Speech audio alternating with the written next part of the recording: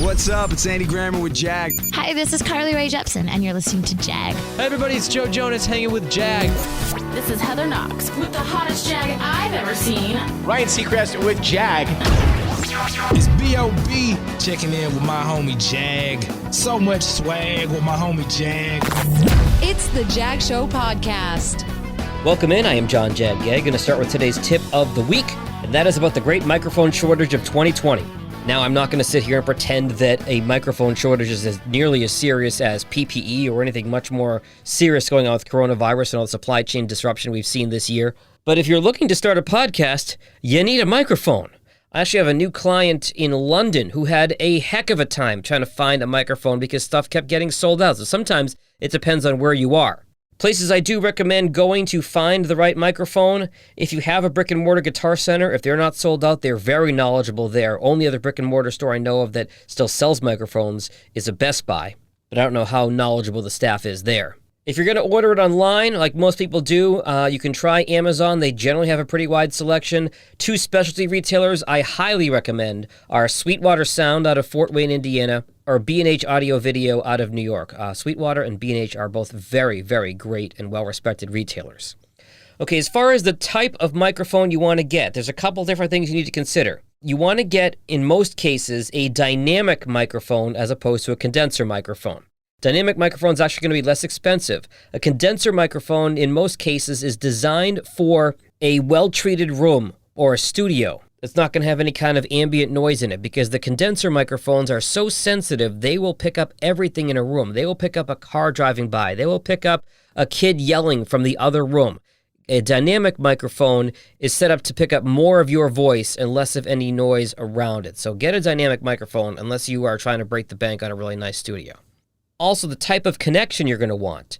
If you're recording directly into your computer, get a mic that has a USB connection. Yes, XLR mics can be a little bit better, but if you're recording in your computer, this avoids you having to buy a box or a converter to go from XLR to USB into the computer. If you're recording in a device that has an XLR input, fine. Or you can certainly get a mic that has both USB and XLR connections. That gives you versatility and the option. The two microphones I recommend are the Samson, Samson Q2U, and the Audio-Technica ATR 2100X. It's the new improved model of the 2100 that a lot of people use for podcasting. If you're starting out, those are mics I recommend. I'll link to all of these in the show notes. Couple quick hits on podcasting news this week. I told you last week about the TV station owner EW Scripps looking to sell the Stitcher platform. Looks like they have a buyer. And it's Sirius XM, who recently bought Simplecast. So it looks like Sirius is following the Spotify model of vertical integration and trying to buy the different steps in the vertical. And like Pinky and the Brain would say, try to take over the world. Speaking of Spotify, Omnicom Media Group has announced they're going to spend $20 million in Spotify advertising. Now, $20 million is a drop in the bucket compared to what this company does for a book of business. But it does show that folks are willing to commit to Spotify as a legitimate advertising venue. Will the Joe Rogan deals and their other big investments pay off? We're probably years away from getting an answer on that. Our friends at Podcast Movement have a virtual event next week. It's called Shift. Going to deal with issues of equality in podcasting. So there's a link in the show notes there if you want to check that out. And finally, there's been a debate in podcasting about ID3 tags and metadata on MP3 files. Those are the things that you can add little tags to the file. They would show up in your Winamp media player.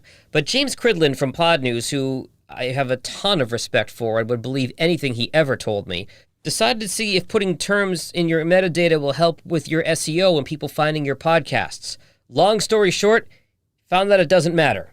So unless somebody is listening to your podcast on a Winamp player or something like it, probably not worth the time to add ID3 tags and metadata to your podcast. Again, this is explained in much more detail in the show notes. Coming up on Tuesday, you can hear my conversation with Brian Drake. He is the co-host of the Fantasy Football Hustle podcast, as well as a writer for Fighting Chance Fantasy Sports. I'm going to talk to him about what goes into creating a fantasy football podcast and what that looks like in 2020. Until then, stay healthy, stay safe, have a great weekend. Later. Thanks for listening to the Jag Show Podcast. If you like what you heard, be sure to subscribe in Apple, Spotify, Google, or wherever you get your podcasts. New episodes are published every Tuesday and Friday morning.